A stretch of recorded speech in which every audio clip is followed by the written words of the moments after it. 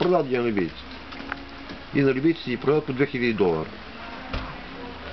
А либийците ги продават на техните хора по $3000. Ама за либийците $3000 са нищо пари. Да. И на кораба като дойде от Турция на пристанището пълно с народ да си получи колите. Това са записали, не знам, платил си, не знам какво. И ние одихме уж да са впреждани. Обаче казаха на чужденци не. Обаче един там изключар вика, виж, панете тук някой ваш човек убие. И ние хванахме да ни убият. И той купи сигурно 7-8 коли на наши.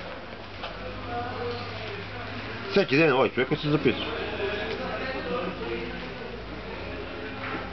И да, нашите взимава си колите, служиха си и такива номера международни.